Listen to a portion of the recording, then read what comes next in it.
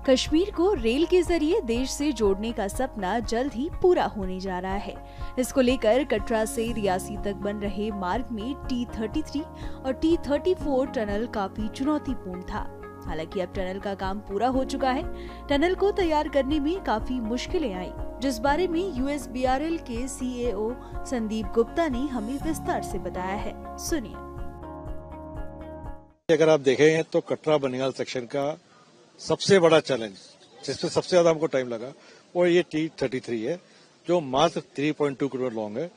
हमने इस कटरा बनिहाल सेक्शन में करीब 250 किलोमीटर की टनलिंग करी है। अगर MT80 मिला लें, वो हमने बिना TBM की करी है। हमने 12.77 किलोमीटर भी लॉन्गेस्ट ट्रांसफर टनल भी बनाई है, जो प्रोजेक्ट की है। लेकिन आप कहेंगे 3.2 किलोमीटर क्यों फंस गए? देखिए, इस टनल में एक मेन बाउंड्री थ्रस्ट को हमें पार करना था, जो कि एक मेजर फ्रंटल थ्रस्ट है, मरी में पाकिस्तान से क्रॉस होता हुआ नॉर्थ ईस्ट तक जाता है। तो करीब 400 मीटर जो हमें टैकल करना था, ये एरिया हाईली क्रश्ड डोलोमाइट पानी के साथ था। तो इसको टेक्निकल लैंग्वेज में VEP कहते हैं, विस्को इलास्टिक प्लास्टिक मीडियम। ये बिल्कुल पानी की तरह है। तो आप समझ लीजिए, इसको हमें पानी के अंदर टनलिंग करनी थी।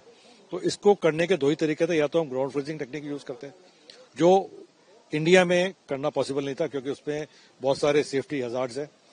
तो हमने उसी चीज को थोड़ा मॉडिफाई करके ग्राउंड को कंसोलिडेट किया। एक एक्सटेंसिव पाइप रूफिंग करके हमने ऊपर सपोर्ट किया, केमिकल ग्राउंडिंग करके, फेस पे केमिकल ग्राउंडिंग करी, उसको पार्शियल डिगिंग करी, हेडिंग बेंचिंग इन्वर्ट में करा, और धीरे धीरे करके हमने इस पोर्शन को टैकल किया। वो मेन बाउंड्री थ्रस्ट है, जिसको हमने एक थ्रस्ट जोन को क्रॉस किया है।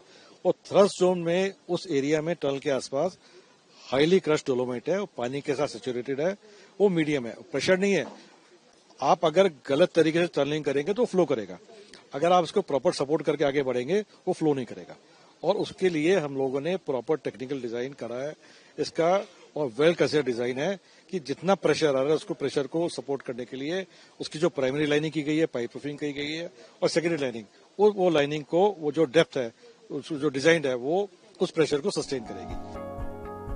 एक समय ऐसा आया जब इस प्रोजेक्ट पर अंकुश लगने वाला था, लेकिन अब इसे इंजीनियरिंग मार्वल कहा जा रहा है। इसके निर्माण के बाद इंजीनियर को कैसा महसूस हो रहा है, इस बारे में सुनिए। मेरे लिए तो बहुत बड़ी उपलब्धि है। एक समय पे कहा जा रहा था कि ये टनल नंबर 1 कभी T30 कभी बनेगी नहीं। अगर ये नहीं बनती तो पूरा प्रोजेक्ट जो बना हुआ है ये कभी जुड़ नहीं पाता। तो जब हमने 28 अक्टूबर को काम पूरा किया, लाइनिंग करी, तो ये एक बहुत ही बड़े सेटिस्फेक्शन का मेरे लिए एक वो है उपलक्ष्य था। आपको बताते चले कि ट्रेन का मार्ग जम्मू से कटरा, कटरा से रियासी, फिर रियासी से संगलदान और संगलदान से बारामूला का होगा। अभी ट्रेन संगलदान से बारामूला तक जाती है और जम्मू से कटरा तक ही आखिरी स्टेशन है।